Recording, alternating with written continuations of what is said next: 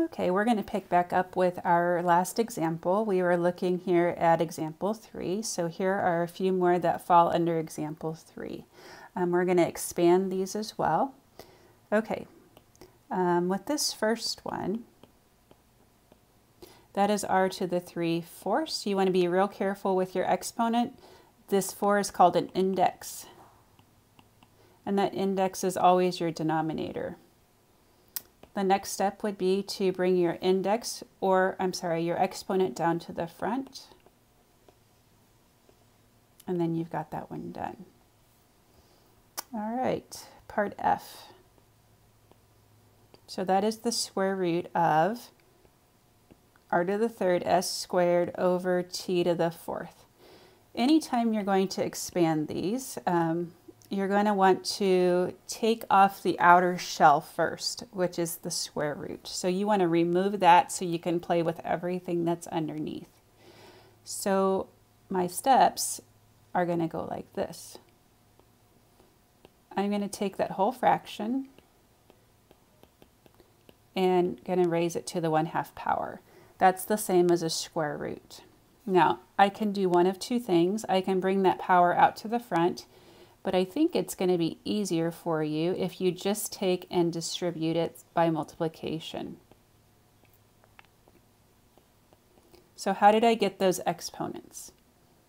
I took 3 times 1/2, 2 times 1/2, and 4 times 1/2. Now what you're going to want to do is split up your numerator from your denominator. So anything in the denominator is going to have a subtraction sign in front of it. So I've got that taken care of. This right here is another product. So what I'm going to do now is add .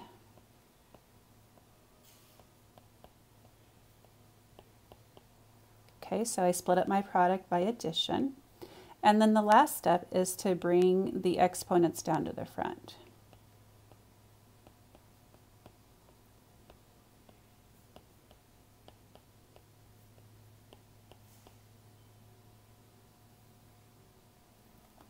All right, let me have a look here. So we removed the square root first. We wrote it as an exponent, and we could have brought it to the front. Our steps would have looked a little different, but I think, again, it's easier if you guys just distribute that exponent through. And then we split it up from a fraction to subtraction. We split up our multiplication to addition, and we brought down our exponents. All right, for the next example, you're going to be squishing it all back together. That's called condensing. So in example 3, we expanded. Now you're going to condense. And when you condense, you get to write a single log. That means in your answer, you have the word log written one time.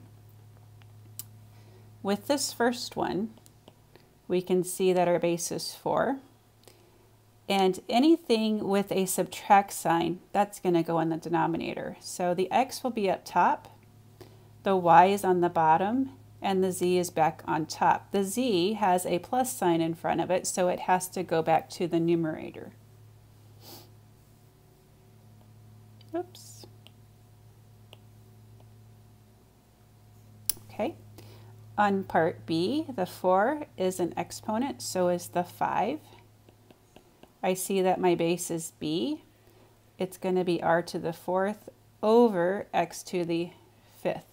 Why did I divide? Because I'm subtracting. Okay, part C.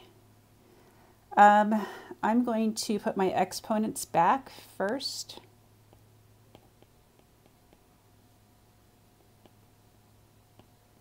Oops. What I said I was going to do didn't happen.